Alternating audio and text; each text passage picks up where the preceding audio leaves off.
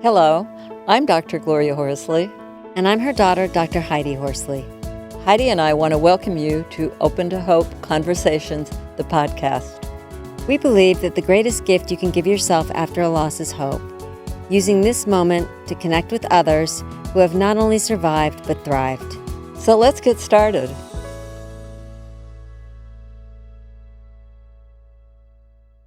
Welcome to the Open to Hope Show. I'm your host, Dr. Gloria Horsley, with my daughter and co-host, Dr. Heidi Horsley. Well, Heidi, we are going to talk about such an important topic today because helping grieving kids is so important. I know when your brother died, as a parent, I had you 3 kids, and you guys were, in college. How old were you and your sister? I was 20, Rebecca was 19, and Heather was 14. Yeah, so I got kind of the whole realm of young adults And teenagers. and teenagers. Yeah, the whole realm. And my major concern at the time was what's going on with my kids. I mean, that was my major concern. I think biologically I was trying to survive, but in my mind, I was focusing on other people. I think it's, kind of a way that saving the people that you can save, because as a parent, you feel like you should have saved your kid. So, interesting how the mind operates. But introduce our guest today because she's really a wonderful expert on this topic. Okay, Mom, we are going to be talking today with Maria Georgopoulos. And Maria was recently on one of our cable television shows, as you know, Mom. And she knows a lot about this, both professionally and personally, because when she was 20, her mother died of cancer. And her mother, I think, got cancer at 14 when she was only 14. So she was with her as her health deteriorated. And so today, Maria is a licensed mental health counselor who obtained her master's degree at New York University, NYU. She is the founder of Rula's Kids, named after her mother. And it's a space for grieving families, which provides free grief groups for families and grieving children. She has served as the director of a large bereavement program in New York City and worked with grieving families after 9/11. And Maria maintains a private practice in New York. Welcome to our podcast, Maria. Thank you. Thanks for having me. I'm happy to be here. So great to have you on the show today. And I want to get right to this topic because there's so much to be said, and I know people are going to really be interested. I wanted to ask you, what is your number one concern? What is the number one concern of parents that you talk to about their grieving kids? Just what to say to them, how to approach it with them. There's so much that they don't come equipped with, as you probably know very personally, about how do I navigate this big topic. And so what ends up happening is that caregivers generally just kind of put it to the side because they don't know how to handle it. So that's one of the concerns, as well as, of course, as a parent, is my child going to be okay? And what about as a kid who's lost a parent? What is the parent, there are two parents, what's the second parent worried about? A dad, in your case, your dad, what do you think dads are most worried about? Well, typically it can be like, what's my role going to be now? How do I navigate my role without my other partner, for instance? And what does that look like? I think of a man that was in my group once, and he was saying, like, I have no idea how to fix my daughter's hair anymore, because, well, not anymore, because he wasn't the one responsible for doing that. And his daughter was constantly like upset with him, like, it doesn't look good. It doesn't look like mommy did it. So just really embracing a different role, or trying to survive, not even embrace, but survive through this difficult new role that you have to take on. That's hard, Maria, because they now have to take on both parent roles. And I read a study once out of Sloan Kettering, which I was actually involved in working with, that said that what's really difficult, as you know, about losing a mother, because you've done it professionally and personally, is that oftentimes moms hold our emotional space for us and process things from an emotional standpoint. And if it's just left up to the father, he often wants to fix it. And so it's harder for him emotionally to connect. I don't know if you've seen that or not in your work and personally. I have, sometimes it's not that way, but I would say Hmm. on the whole, I've had more experiences with men that will say, yeah, I didn't do most of that emotional holding, or I Hmm. was the person that my child went to for some, nurturing care. I was more the like, what are we going to do together? The active parent that did things with the child or fulfilled the other more practical roles. I worked with 9/11 kids, and I know you've done that as well. And they all lost firefighter fathers in the World Trade Center. And I worked with these families for 10 years. And when we asked the kids what they miss most about their dads, because it was all dads that died, it was interesting because they said what they miss the most is somebody to wrestle with. Mhm. And I thought that was such an interesting thing. It was something I would have not thought about, but these were firefighters, so they were more, Isn't they that liked to basic wrestle. though? And that's so Hmm. interesting because they miss their mothers doing their hair and their fathers wrestling with them. That's so, and isn't that maybe the simplicity of it all is part of the struggle?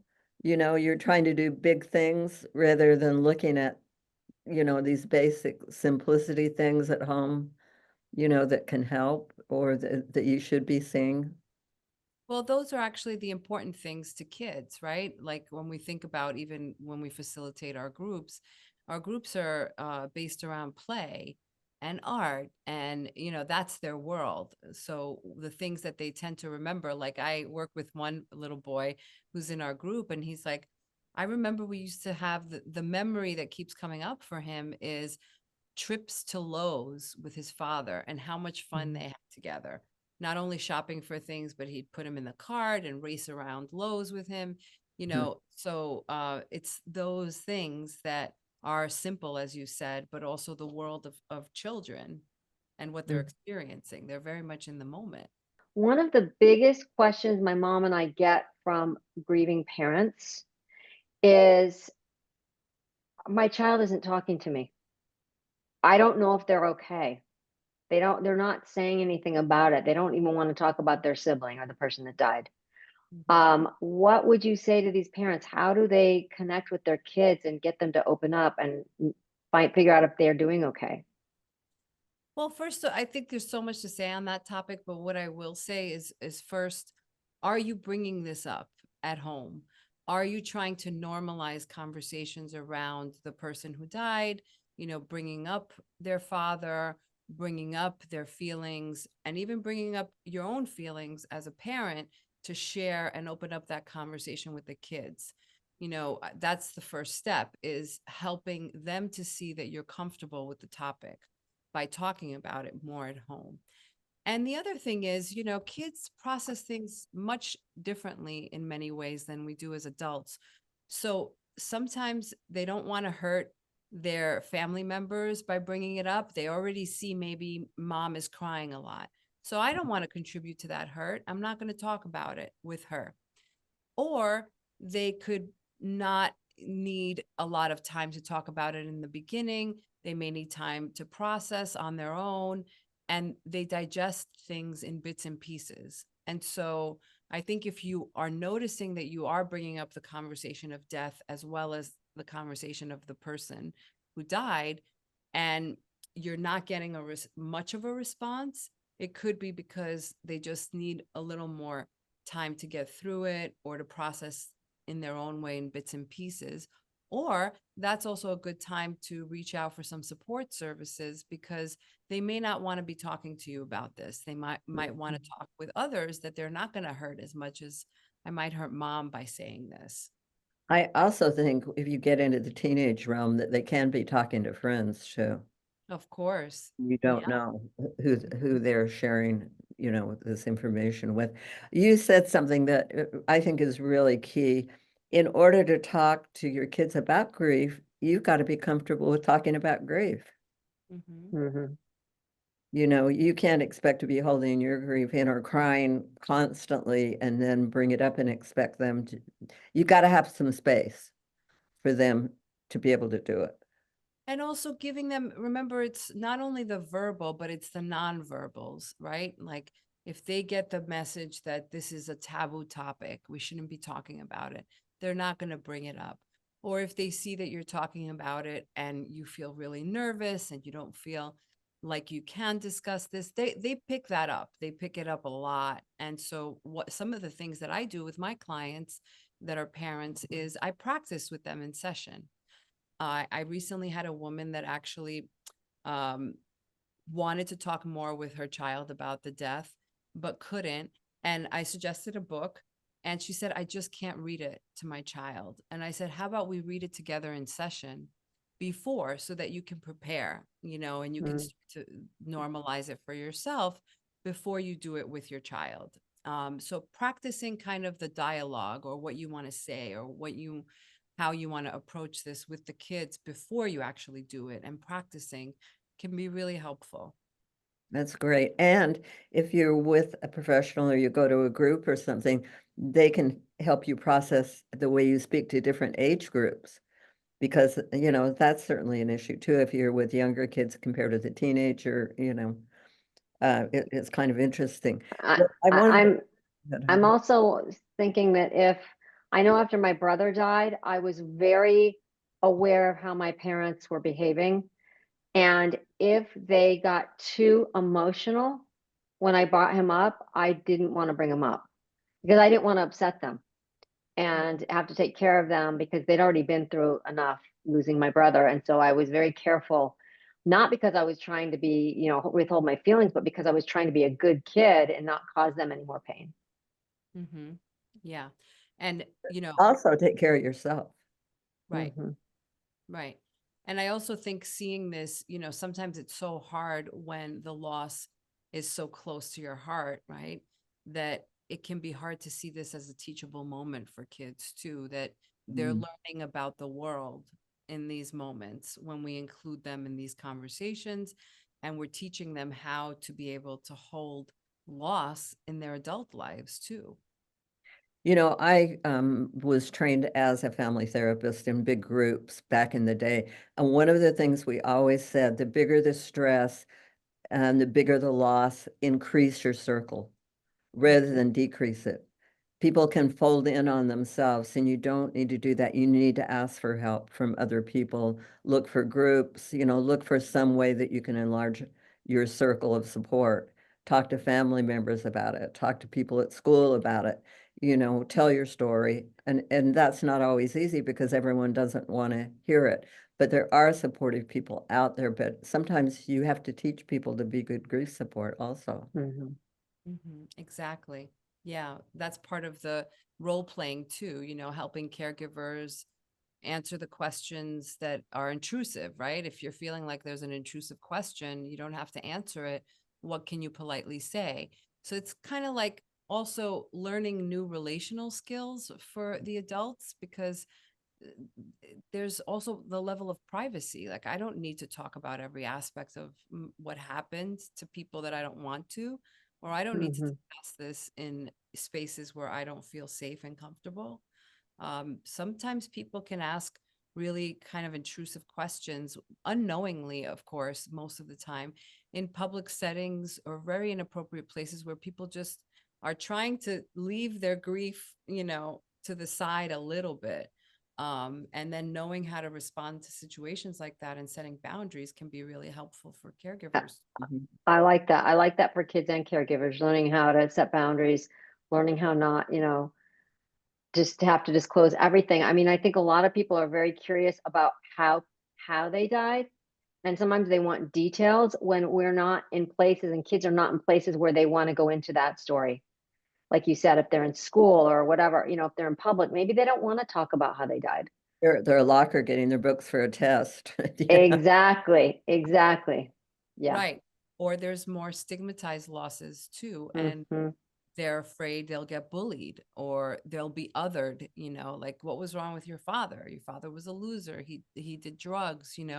So respecting their privacy is important too. And yes, Heidi, thanks for adding that, not just for the caregivers, but for the kids as well. I think we can forget that kids are allowed to have their own privacy too. What are some of the warning signs that my kids might need help?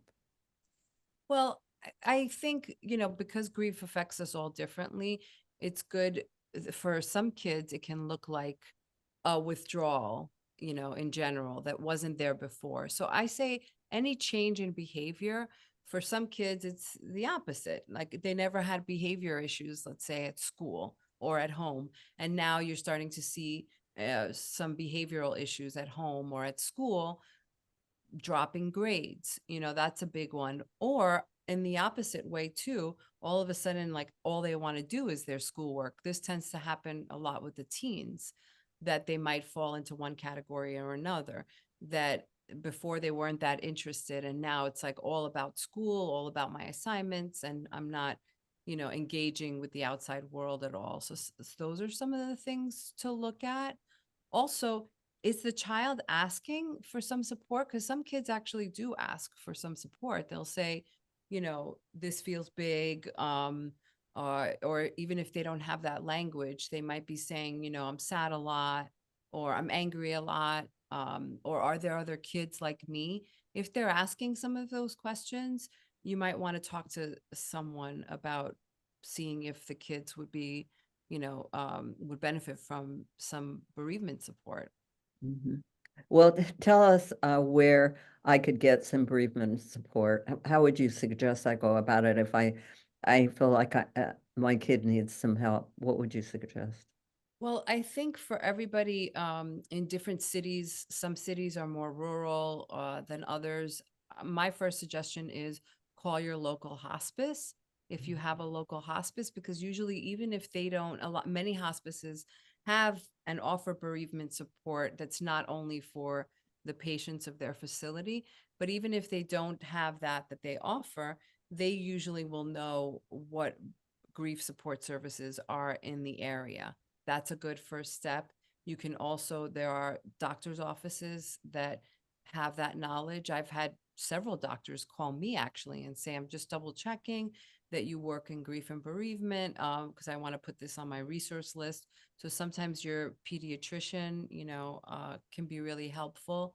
Or even we have so many resources now online, you could go and do, I find many people reach out to me from a simple Google list, a Google search, for instance, like grief support in your area. Now tell us how people would find you. So my website is www.roulaskids.org, and that's ROULAS kids, KIDS.org. I also have an Instagram and a Facebook page that's the same, Roula's Kids. And as you mentioned earlier, all of our grief support is free and open to the community, and in person as well, which is really lacking in general, and even specifically for New York these days. There used to be a lot more in-person resources in New York as well, but our groups are in person. Yeah. So, if you had one last piece of advice to someone who's worried about a grieving kid, what would it be? I would say, talk to the child. They'll tell you a lot. If you ask the questions, the kids will share with you where they are, and that will give you a good starting point to move from. Just talk to them about it. I'm sad too, or I'm angry too. How could this happen to us? How do you feel? Open up that dialogue a little bit, and you'd be surprised how much children will respond to that, because they really do want to understand what's going on around them. Thank you so much, Maria. Please go and visit Open to Hope to see other shows that Maria has been on. And I love that you named your organization Roula's Kids. I feel like your mother, Roula, is definitely your guiding light. Thank you so much, Maria. Thank you, Heidi. Thanks, everybody, for joining us on this show today. And Heidi and I always want to remind you that if you've lost hope, please lean on others until you find your own, and God bless. I'm Dr. Heidi Horsley. You have been listening to Open to Hope, the podcast. You can follow Open to Hope on Facebook, Instagram, and Twitter. To learn more, visit us at opentohope.com and go to Apple Podcasts to subscribe. I'm Dr. Gloria Horsley. Join us again next week for another Open to Hope conversation, where we invite you to lean on our hope until you find your own.